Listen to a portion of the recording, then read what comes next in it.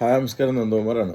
ഇപ്പോൾ രാവിലെ എഴുന്നേറ്റപ്പോൾ തന്നെ കേൾക്കുന്ന വാർത്ത എന്താണെന്ന്, ഉണ്ണിമൂന്തനും ടൊവിനോയും തമ്മിലുള്ള പ്രശ്നമാണ്. ടൊവിനോയും ഉണ്ണിമൂന്തനും തമ്മിൽ ഇൻഡസ്ട്രിയിൽ തമ്മിലുണ്ടാകുന്ന ഒരു ഫൈറ്റാണ്. അതിൽ ടൊവിനോ ഇതിൻ്റെ അകത്ത് വലിയ ഭാഗമൊന്നുമില്ല. നരിവേട്ട എന്ന് പറയുന്ന സിനിമയ്ക്കകത്ത് എൻ്റെ പൊന്നു ഉണ്ണിമൂന്തൻ, എനിക്ക് ഉണ്ണിമൂന്തനുണ്ട്. നിങ്ങൾ മാർക്കോ എന്ന് പറയുന്ന കഥാപാത്രം നിങ്ങളുടെ ശരീരത്തിൽ നിന്ന് പോയില്ലേ? നിങ്ങൾ മാടമ്പള്ളിയിലെ മാർക്കോ ഇപ്പോഴും നിങ്ങളുടെ തലച്ചോറിൻ്റെ അകത്ത് നിൽക്കുവാണ്. നിങ്ങൾക്ക് കുറച്ച് ബോധമില്ലേ? നിങ്ങൾ ഇത്രയും വളർന്ന് വലുതായ ആളല്ലേ? കുറച്ച് ബുദ്ധിയും ബോധമൊക്കെ ഉപയോഗിക്കുക. മാർക്കോയ്ക്ക് ശേഷം സിനിമ കിട്ടിയില്ലെന്നാണ് മാനേജർ പറയുന്നത്. മാർക്കോയ്ക്ക് ശേഷം എന്തിനാണ് സിനിമ നിങ്ങൾക്ക് വേറെ ആൾക്കാർ തരുന്നത്? ഇപ്പോൾ ജോജു ജോർജിനെ കണ്ടില്ലേ? സ്വന്തമായിട്ട് ജോസഫ് ചെയ്തു. അത് കഴിഞ്ഞിട്ട് പിന്നെ പുള്ളി അത് കഴിഞ്ഞ് സ്വന്തമായിട്ട് പണി ചെയ്തു. അത് അവരവരുടെ ഓരോരുത്തരുടെ കഴിവനുസരിച്ച്. ഇപ്പോൾ കമലഹാസൻ വരെ ജോജു ജോർജിനെ വിളിച്ച് ജോർജ് ജോർജ് എന്ത് സൂപ്പറാ, ഞങ്ങൾ ഇനി വിട്ടു തരൂല എന്നൊക്കെയാണ് പറയുന്നത്. അതുപോലെ തന്നെ നമ്മൾ സ്വന്തമായിട്ട് വിത്തിട്ട് വളർത്തി വലുതാക്കി അതിൻ്റെ കാര്യത്തിൽ നാട്ടുകാർക്ക് കൊടുക്കണം. അല്ലെങ്കിൽ നിങ്ങൾക്ക് ബോധമില്ല. മാനേജറുടെ അവിടെ ചെന്നിട്ട് ഫ്ലാറ്റിൻ്റെ അടിയിൽ ചെല്ലുക, അതിനുശേഷം വണ്ടിയിൽ നിന്ന് വിളിച്ചിറക്കുക, അത് കഴിഞ്ഞിട്ട് അവനെ പിടിച്ച് തള്ളുക, അവൻ്റെ ഇത് എന്താ പറയുക, അവൻ്റെ കണ്ണട ചവിട്ടിപ്പൊട്ടിക്കുക. എന്ത് വിവരദോഷമാണ് എൻ്റെ പൊന്നു ഉണ്ണിമൂന്ത. ഒന്നുമില്ലെങ്കിലും നിങ്ങൾ ആദ്യം മുൻകാലങ്ങളിൽ ചെയ്ത പടങ്ങളൊക്കെ കൂറയാണ്. ഒരുപാട് കൂറപ്പടം ചെയ്തിട്ടുണ്ട്. ഈ പറയുന്ന മല്ലു സിംഗ് ആയിരുന്നു കുറച്ചും കൂടി ആൾക്കാരുടെ ഇടയിലേക്ക് കയറി വന്നത്. അത് കഴിഞ്ഞിട്ട് നിങ്ങളെ തെലുങ്കിലും അവിടെ ഇവിടെയൊക്കെ പോയിട്ട് ചെയ്യുന്ന വേഷങ്ങളായിരുന്നല്ലേ. ജനതാ ഗ്യാരേജിൻ്റെ അകത്തൊക്കെ ചെയ്ത ക്യാരക്ടറൊക്കെ നല്ലതായിരുന്നു. അല്ലാതെ മലയാളത്തിൽ ചെയ്തിട്ടിരിക്കുന്ന ഒട്ടുമിക്ക പരിപാടികളും വെറും പ്ലാസ്റ്റിക്കാണ്. സിനിമയ്ക്ക് ഇപ്പം നമ്മളൊക്കെ ചെയ്യുന്നുണ്ടല്ലോ കുറേ കൊച്ചു പടങ്ങൾ, ഈ പറയുന്ന ചെറിയ സിനിമകൾ, ഈ അത്താഴപ്പട്ടിണി മാറ്റാൻ വേണ്ടിയിട്ടൊക്കെ നമ്മൾ ചെയ്യുന്ന പടങ്ങളുണ്ടല്ലോ. അതിൻ്റെ വേറൊരു വേർഷൻ പടങ്ങളാണ്. നിങ്ങൾ ഇഷ്ടം പോലെ പൊട്ടിയ പടങ്ങളുടെ എണ്ണം എടുത്താൽ നിരവധിയുണ്ട്. അതിൽ നിന്നൊക്കെ കരകയറി നിങ്ങളൊരു KGF ലൈനിൽ വന്ന് മാർക്കോ പോലത്തെ ഒരു ഗ്രാൻഡ് പടം ചെയ്തതിന് ശേഷം നിങ്ങൾക്ക് വീണ്ടും അതേപോലെ ഒരു മാർക്കോ പോലത്തെ അല്ലെങ്കിൽ അതിനേക്കാൾ കുറച്ചും കൂടെ ഹൈപ്പായിട്ടുള്ളൊരു പടവും പിടിക്കുകയോ എന്തെങ്കിലും ചെയ്യാമല്ലോ. നിങ്ങൾക്ക് തന്നെ സ്വന്തമായിട്ട് എന്തോരം ഒരു കാര്യം മനസ്സിലാക്കുക, എന്തോരം പുതിയ ആൾക്കാർ നിങ്ങളെ തപ്പി കഥ പറയാൻ വേണ്ടിയിട്ട് നടക്കുന്നുണ്ടെന്നറിയോ. അതൊന്നും നിങ്ങൾ കേൾക്കാതെയും നിങ്ങൾ ആ പ്രൊജക്റ്റ് മേക്ക് ചെയ്യാതെയൊക്കെ ആകുമ്പോൾ പിന്നെ എന്ത് ചെയ്യാൻ പറ്റും? ഇപ്പോൾ നിങ്ങൾ ചെയ്ത ഈ പറയുന്ന ആ പടം ഹിറ്റായില്ലേ, നമ്മുടെ അയ്യപ്പനെ വിറ്റൊരു പടം ഉണ്ടായിരുന്നല്ല, സ്വാമി അയ്യപ്പനെ വിറ്റിട്ടുണ്ടായിരുന്നൊരു പടം, മാളികപ്പുറം നിങ്ങൾ കാശുണ്ടാക്കി. അത് കഴിഞ്ഞ് നിങ്ങൾ എന്തോ ഗണപതിയാ എന്താണ്ടും പറഞ്ഞു വന്നു. ആ പരിപാടി വർക്കൗട്ടായില്ല. അത് ഞാൻ പോലും കണ്ടില്ല. അത് കഴിഞ്ഞിട്ട് ഇങ്ങനെ ഇടക്കിടക്ക് വേറെ ചെയ്ത്. അപ്പോൾ വിരലിൽ എണ്ണാവുന്ന അത്ര ഹിറ്റേ താങ്കൾക്കുള്ളൂ. അതിൻ്റെ അപ്പുറത്തൊന്നും താങ്കൾക്കില്ല. അതിൻ്റെ അകത്ത് സ്റ്റാർഡം എന്ന് പറയാനായിട്ട് ഈ പറഞ്ഞ മാർക്കോ നല്ല അടിപൊളി രസമുള്ള പടമായിരുന്നു. ആ മാർക്കോ വിജയിച്ചതിന് ശേഷം പിന്നെന്തോ എസ് ബേബി സെറ്റാ അങ്ങനെ ഏതാണ്ട് ഒരു പടം വന്നു. ആ പടം ഞാൻ കണ്ടില്ല. ഞാൻ അതിൻ്റെ ആ സാധനത്തിനെ കുറിച്ച് നമുക്ക് അത് കാണാനായിട്ടുള്ളൊരു ത്വരയൊന്നും വന്നൊന്നുമില്ല, ഞാൻ കണ്ടുമില്ല. അപ്പോൾ ആ സാധനത്തിന് ശേഷം നിങ്ങൾക്ക് പടം വന്നിട്ടില്ലെങ്കിൽ നിങ്ങൾ സെറ്റ് ചെയ്യണം. എല്ലാവരും അങ്ങനെ. നിങ്ങളുടെ കയ്യിൽ കാശുണ്ടല്ലോ മോനെ, നിങ്ങളുടെ കയ്യിൽ കാശുണ്ട്. നമുക്കൊന്നും കാശില്ലാഞ്ഞിട്ട് ഇപ്പോൾ കമോണ്ടർ റൈലിൽ എന്ന് പറയുന്നൊരു കുഞ്ഞു പടം ഞാൻ എടുത്തിട്ട് അത് റിലീസ് ചെയ്യാൻ വേണ്ടിയിട്ട് സാമ്പത്തികം ഇല്ലാഞ്ഞിട്ട് നാട്ടുകാരോടും അല്ലാതെ ഉള്ളവരോടൊക്കെ കടം മേടിച്ചൊക്കെയാണ് ഞാൻ പടം ഇറക്കാൻ നോക്കുന്നത്. നിങ്ങളുടെ കയ്യിൽ കോടിക്കണക്കിന് രൂപ ഇരിക്കില്ലേ, അല്ലാതെ ആ പൈസ ഒന്നും തീർത്തിട്ടില്ലല്ലോ. 19 പട്ടി തന്നെ ഉണ്ട് വീട്ടിൽ. ആ പട്ടികൾക്കുള്ള ചോറും കറിയും കൊടുക്കാൻ തന്നെ നല്ലൊരു ശതമാനം കാശാവും. അപ്പോൾ അത് കഴിഞ്ഞിട്ട് നിങ്ങൾ ഈ കാണിച്ച ഭയങ്കര മോശമാണ്. വെച്ചാൽ അങ്ങനെ ചെയ്തിട്ടുണ്ടാവാനാണ് ചാൻസ് ഉള്ളത്. നിങ്ങൾ കഴിഞ്ഞ ദിവസം കൂടി ഒരു ചാനൽ ഇൻ്റർവ്യൂവിൽ ഇരുന്ന് പറയുന്നുണ്ടായിരുന്നു, ഞാൻ ഇടിച്ചതിന് എനിക്ക് പോലീസിൽ പരാതി സംഭവങ്ങളുണ്ടെന്ന്. അപ്പോൾ അങ്ങനെ ഒരു മാനേജർ എന്ന് പറയുന്നത് നിങ്ങൾ 6 കൊല്ലം നിങ്ങളുടെ കൂടെ പണിയെടുത്തവനല്ലേ. അവൻ നിങ്ങളെ ചതിച്ചിട്ടുണ്ടോ ഇല്ല എന്നുള്ളത് നോക്കണം. കാര്യം എന്താണെന്ന് വെച്ചാൽ ഈ കഴിഞ്ഞിടക്ക് ഈ എന്താ പറയുക, നമ്മുടെ മോൻറ്റി ജോണും പിന്നെ നമ്മുടെ പാർട്ട്ണറായിട്ടുണ്ടായിരുന്ന ഒരു പയ്യനുണ്ടല്ലോ, എഡിറ്റർ ഷമീർ മുഹമ്മദ്. അപ്പോൾ ഷമീർ മുഹമ്മദ് കഴിഞ്ഞ ദിവസം പറയുന്നുണ്ടായിരുന്നു, ശങ്കറിനെ ഞാൻ ബ്ലോക്ക് ചെയ്തെന്ന്. അതെന്തോ വൻ സംഭവം പോലെയൊക്കെയാണ് പുള്ളി പറയുന്നത്. സംഭവം ശങ്കറിനൊക്കെ ഞാൻ ബ്ലോക്ക് ചെയ്തേ. ശങ്കറിൻ്റെ അടുക്കേ പോയി 3-3.5 കൊല്ലം പോയി കെട്ടിക്കിടക്കാനായിട്ട് ആരെങ്കിലും പറഞ്ഞാൽ?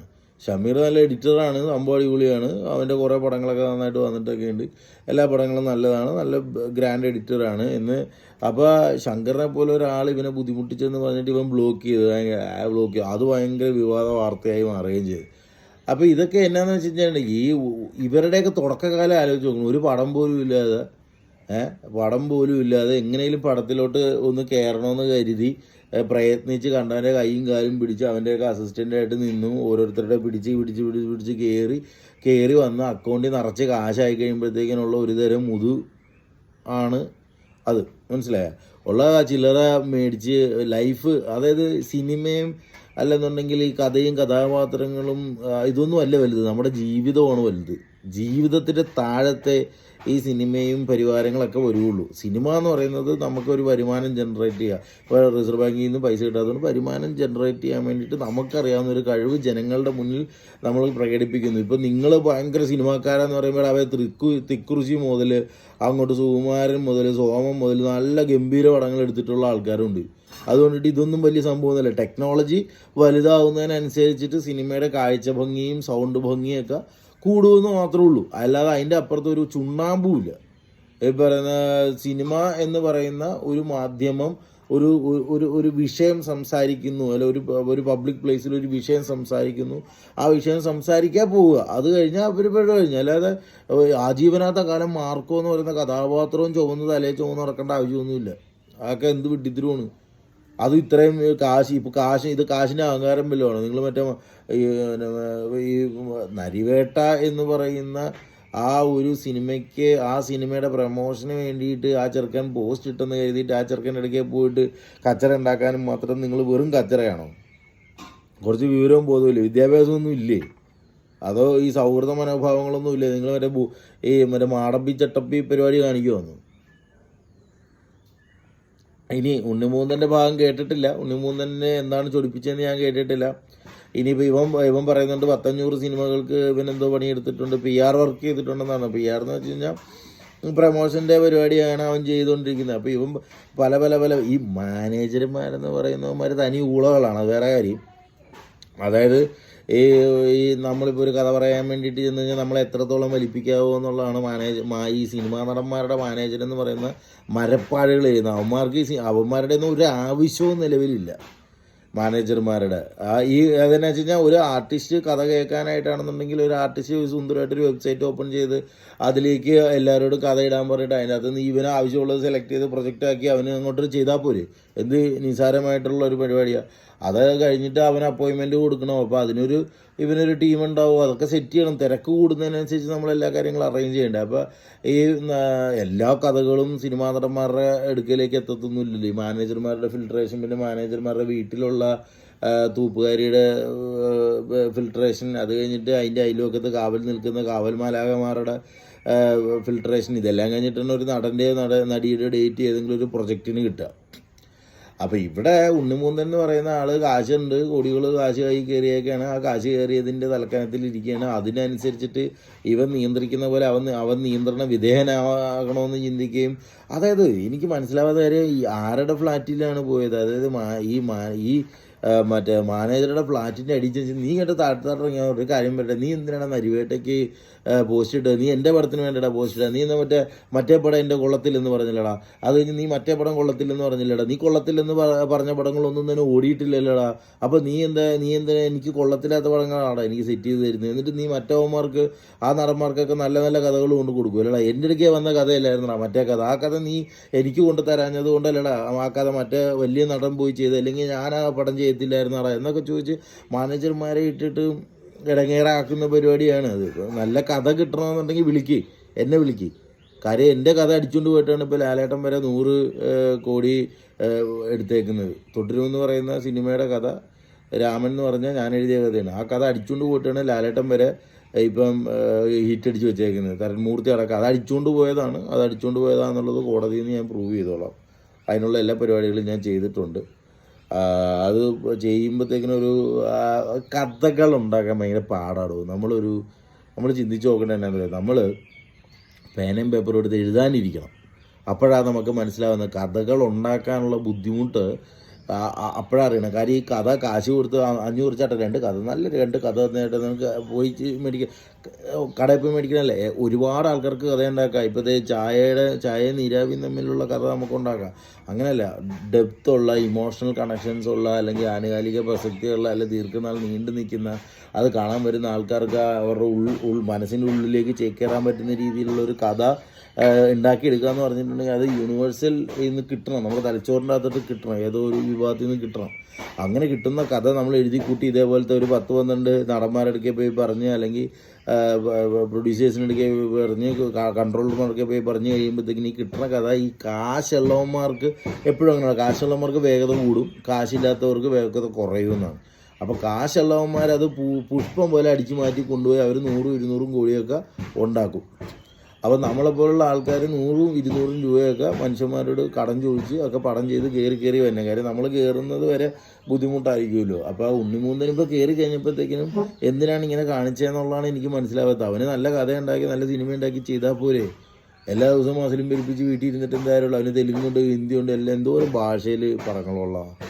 അപ്പോൾ ഇതുപോലത്തെ ഒരു വാർത്തയൊക്കെ പബ്ലിക് ആവുമെന്നോ അല്ലെങ്കിൽ ഇങ്ങനെ പോയി ഇവരെന്താ വിചാരിക്കുന്നത് പിടിച്ച് തള്ളിക്കഴിഞ്ഞാൽ ആൾക്കാരും ഒന്നും ചെയ്യില്ല. അവിടെ ഇപ്പോൾ ഇങ്ങനെ തമ്പ്രാനും മറ്റേ വാങ്ങാത്തൊരിതൊന്നും ഇല്ല. ഇപ്പോൾ എല്ലാവരും ഈക്വലായി തുടങ്ങിയേക്കാണ്. കാര്യം എന്ന് വെച്ച് കഴിഞ്ഞാൽ ഇപ്പോൾ അനാവശ്യമായിട്ട് വഴക്ക് പറഞ്ഞാലോ അനാവശ്യമായിട്ട് ഇടങ്ങേറ് ഒപ്പിച്ചാലോ ഒക്കെ പബ്ലിക് പ്ലേസിൽ വന്ന് പറഞ്ഞു കഴിഞ്ഞാലുള്ള ഇതറിയാവോ, ഡയറക്റ്റ് കോടതിയാണ്. അപ്പോൾ എന്തിനാണ് ഉണ്ണിമൂന്ത ഇങ്ങനത്തെ മണ്ടത്തരമൊക്കെ കാണിച്ച് നാണം കിടണം? നിങ്ങൾ ഇന്നാൾ മറ്റേ ആ ഒരു വ്ളോഗറെ വിളിച്ച് വിളിച്ചതിൻ്റെ വകുപ്പിൽ നിങ്ങളൊന്ന് നാറി. അത് കഴിഞ്ഞിട്ട് ഈ നിങ്ങൾക്ക് എപ്പോഴും വിവാദം മാറിയിട്ട് സമയമില്ലല്ലേ? ഗണപതിയുടെ അവിടെ സമയത്ത് അങ്ങനെ ഒരു വിവാദം. അത് കഴിഞ്ഞ് മാർക്കോ എടുത്തു കഴിഞ്ഞപ്പോഴത്തേക്കിനും മാർക്കോ അതിൻ്റെ അത് വയലൻസാണ് മറ്റാണ് വാങ്ങാത്തൂല എന്നൊക്കെ പറഞ്ഞിട്ട് അങ്ങനെ ഒരു വിവാദം. എന്താ ഇപ്പോൾ പോലീസ് കേസ്? എടോ നല്ലൊരു 10-25 പടവും ചെയ്ത് പ്രായമാകുന്ന സമയത്ത് നേരെ പടമായി വീട്ടിലെങ്ങാനും മേലോട്ടെങ്ങാനും പോകേണ്ട കാര്യമുള്ളൂ. നമ്മളെ കൊണ്ടൊരു 10-25 നല്ല സിനിമകൾ നല്ല കണ്ടൻറ്റുകൾ ചെയ്യുക, അതുവഴി കിട്ടുന്ന വരുമാനം കൊണ്ടിട്ട് ലൈഫ് സെറ്റ് ചെയ്യുക, ജീവിതം സുഖകരമാക്കുക. അതിനുശേഷം നമ്മൾ നേരെ മയ്യത്തായി നമ്മൾ മേലോട്ട് പോവുക, കഴിഞ്ഞ് ഓർമ്മയായി. അപ്പോൾ നമ്മുടെ ഫോട്ടോ ഇപ്പം നമ്മൾ ഇപ്പോൾ കൃഷി ചെയ്തിരിക്കുന്ന പടങ്ങളൊന്നും ആരും എടുത്ത് കാണുന്നൊന്നുമില്ല. എത്ര പേരെ ഒരു വിരലെണ്ണ ഇന്നത്തെ തലമുറയിൽ എത്ര പേര് തിക്കൃഷിയുടെ പടങ്ങൾ എടുക്കുന്നുണ്ട്? അല്ലെങ്കിൽ സോമൻ സാറിൻ്റെ പഴയ കാല പടങ്ങൾ. എന്തിനാണ് രതീഷ് നായകനായിട്ടുള്ള സിനിമകൾ എത്ര പേര് കണ്ടിട്ടുണ്ട്? സുകുമാരൻ നായകനായിട്ടുള്ള സിനിമകൾ എത്ര പേര് കണ്ടിട്ടുണ്ട്? അപ്പോൾ ഇത് ഈ കാലഘട്ടം മാറുന്നതിനനുസരിച്ച് നമ്മളെല്ലാം മറഞ്ഞു പോകും. അപ്പോൾ ഇത്രയും കാലഘട്ടങ്ങൾ മമ്മൂട്ടി മോഹൻലാൽ എന്ന് പറഞ്ഞ 2 പ്രതിഭകൾ നിലനിന്നതിൻ്റെ കാരണം അവരുടെ പെരുമാറ്റ രീതികളുടെയും അവരുടെ പ്ലാനിങ്ങും പങ്ക്ച്വാലിറ്റിയും അവരതിനെ കൈകാര്യം ചെയ്ത രീതികളുടെ എല്ലാമാണ്. അവരെ കണ്ടുപഠിക്കണം. അത്ര നാളെ അത് മോഹൻലാലിനൊക്കെ എന്ന് പറഞ്ഞു കഴിഞ്ഞാൽ സിനിമ പൊട്ടി പരപ്പൊട്ടലായിരുന്നു. അത് കഴിഞ്ഞ് നാട്ടുകാരെടുത്ത് ട്രോൾ ചെയ്യുന്നതിന് ശേഷമാണ് പിന്നെ ഇപ്പോൾ വീണ്ടും കയറി വന്നത്. അപ്പോൾ നമ്മുടെ ഡിസിഷൻസുകളാണ്. നല്ല തീരുമാനങ്ങൾ എടുക്കുക, നല്ല ശാന്തമായും സമാധാനത്തോടു കൂടിയും നല്ല തീരുമാനങ്ങൾ എടുക്കുക. അല്ലാതെ വാശിയുടെ പുറത്തും അല്ലെങ്കിൽ എന്തെങ്കിലും വിദ്വേഷത്തിൻ്റെ പുറത്തുമൊക്കെ എടുത്ത് ചാടി ഓരോന്ന് കാട്ടിക്കൂട്ടിക്കഴിഞ്ഞാൽ ചുമ്മാ അലമ്പാവുകയുള്ളൂ. ഒന്നാമത്തെ കാര്യം നാട്ടുകാർക്കാണേലും അല്ലെങ്കിൽ ഇതേപോലത്തെ ഈ നെഗറ്റീവ് വോളുകളാണേലും സമൂഹം നിറച്ചിങ്ങനെ നെഗറ്റീവ് വോളുകൾ ഇങ്ങനെ തിങ്ങി നിറങ്ങി നിൽക്കുകയാണ്. എല്ലാവരും എടുത്ത് നിങ്ങളെ അലക്കും. അവസാനം കരിയറും ഇല്ല, ഒരു മനുഷ്യനും വരാതെ പ്രേക്ഷകരുടെ ഒരു ഇഷ്ടമൊക്കെ പോയി കഴിഞ്ഞാൽ പിന്നെ ഒന്നും നടക്കൂല. അതേപോലെ പ്രേക്ഷകരാണ് അവർക്ക് നമ്മളെ എപ്പോഴും ഇഷ്ടപ്പെട്ടുകൊണ്ടിരിക്കണം. എന്ന് വെച്ചാൽ അവരുടെ ഇഷ്ടം ഏത് സെക്കൻഡിൽ വേണമെങ്കിലും പോവാം. ഇപ്പോൾ ദിലീപിനൊക്കെ പറ്റിയ പോലെ ഇരിക്കും. ദിലീപിനെ പറ്റിയിട്ട് പിന്നെയും കയറി വരുന്നുണ്ട്. പിന്നെ നമ്മൾ നല്ലത് ചെയ്തുകൊണ്ടിരിക്കുക എന്നുള്ള നല്ല പടങ്ങൾ ചെയ്യുക എന്നുള്ളതാണ് ഇതിൻ്റെ മെയിൻ പരിപാടി. നല്ല കഥകൾ കേൾക്കുക, നല്ല പ്രൊജക്റ്റുകൾ ഉണ്ടാക്കുക, ആ പ്രൊജക്റ്റുകൾ മര്യാദക്ക് ചെയ്യുക, അതിന് വേണ്ട രീതിയിലുള്ള പ്രമോഷൻ കൊടുക്കുക. പ്രമോഷൻ വേണം. പ്രമോഷൻ ഇല്ലാതെ ആൾക്കാരൊന്നും കിട്ടത്തൊന്നുമില്ല. മനസ്സിലായില്ലേ? അത് വെറുതെ വന്ന് നിങ്ങളൊരു ഇൻ്റർവ്യൂവിൽ വന്നിട്ട് കുറേ കഥകൾ പറഞ്ഞിട്ട് പോകുന്നതല്ല പ്രമോഷൻ. ആ സിനിമയായിട്ട് ബന്ധപ്പെട്ട ആ സിനിമയുടെ എന്താണ് സിനിമ, ആ കാര്യങ്ങൾ എന്താണ് എന്നൊക്കെ മനസ്സിലാക്കി അതിനനുസൃതമായിട്ടുള്ള രീതിയിലുള്ള പോസ്റ്ററുകൾ ചെയ്ത് അതിൻ്റെ കാര്യങ്ങളൊക്കെ മനസ്സിലാക്കി ജനങ്ങളുടെ ഇടയിലേക്ക് ഇറങ്ങിച്ചെല്ലണം. പണ്ടത്തെ പോലെ അല്ല ഇപ്പോൾ. മനസ്സിലായില്ലേ? ഇപ്പോൾ വേടൻ്റെ വരികൾക്ക് പോലും, വേടൻ എഴുതി വച്ചിരിക്കുന്ന വരികൾക്ക് പോലും ഭയങ്കര അർത്ഥമുണ്ടെന്ന് പറയുന്ന ഒരു വിഭാഗം ജനങ്ങൾ സൃഷ്ടിക്കപ്പെട്ടിട്ടുണ്ടെങ്കിൽ അത്രയും ചിന്താശേഷിയുള്ള ബ്രില്യൻ്റ് ആയിട്ടുള്ളൊരു ജനസമൂഹമാണുള്ളത്. അതിൻ്റെ ഇടയിൽ മറ്റേ ഇട്ടാപ്പൊട്ടി പോലെ എന്തെങ്കിലുമൊക്കെ തട്ടിക്കൂട്ടി കാണിച്ച് ജനങ്ങളുടെ മുന്നിൽ എന്തെങ്കിലും ആണെന്ന് വെച്ചാൽ അവന്മാരെടുത്ത് വലിച്ചെറിട്ടിക്കുള്ളൂ. ഇപ്പോൾ കൃത്യമായ പ്രമോഷൻ വേണം, കൃത്യമായ രീതിയിലുള്ള കാര്യങ്ങൾ ചെയ്യണം. നമ്മൾ പറയുന്നതിൻ്റെ അകത്തൊരു കൃത്യമായൊരു സബ്ജക്റ്റ് വേണം. ഒരു ഉത്തരവാദിത്ത ബോധത്തോടു കൂടി ഒരു പടത്തിനെ സമീപിക്കുന്ന ലെവലിലേക്ക് പോയാൽ മാത്രമാണ് ജനങ്ങൾ ഇഷ്ടപ്പെടുകയുള്ളൂ. അപ്പോൾ അതുകൊണ്ടിട്ട് നിങ്ങൾ ഈ പറഞ്ഞ വിഷയമൊക്കെ ചെറുക്കനൊക്കെ പറഞ്ഞു തീർക്കാൻ പറ്റുന്ന വിഷയമായിരുന്നെങ്കിൽ പറഞ്ഞു തീർക്കാൻ നോക്കുക കേട്ടോ. വെറുതെ എന്തിനാണ് ഇങ്ങനെ നാട്ടുകാരുടെ മുന്നിൽ നാണം കെട്ടുന്നത്? അല്ലേ തന്നെ എന്തെങ്കിലും കിട്ടാൻ കാത്തിരിക്കുകയാണ് ആൾക്കാർ വലിച്ചീരി ഒട്ടിക്കാൻ വേണ്ടി. ഇപ്പോൾ ചെറിയ ചാനലൊന്നുമല്ല, വലിയ ചാനലടക്കം നിരവധി ചാനലുകളിലേക്ക് ഇപ്പോൾ വാർത്ത പരന്ന് വന്നുകൊണ്ടിരിക്കുക. അതാ ഈ ചാനലുകാരെന്ന് പറയുന്നവരിങ്ങനെ കുത്തിത്തിരിപ്പിൻ്റെ ചോദ്യങ്ങൾ ചോദിക്കുകയുള്ളൂ. അവന്മാർ അതിൻ്റെ അടിവരെ, അത് സൈക്കോളജിക്കൽ പ്രോസസ്സ് വരെ ഉള്ളിക്കിടക്കുന്ന സാധനം വരെ കുത്തിപ്പൊളിച്ച് പുറത്തേക്ക് എടുക്കും. എന്നിട്ട് എന്നാലും അവന്മാർക്ക് റീച്ച് കിട്ടുള്ളൂ. അത് അവരുടെ ഉത്തരവാദിത്തമാണ്, ചാനലുകാരുടെ ഉത്തരവാദിത്തമാണ്.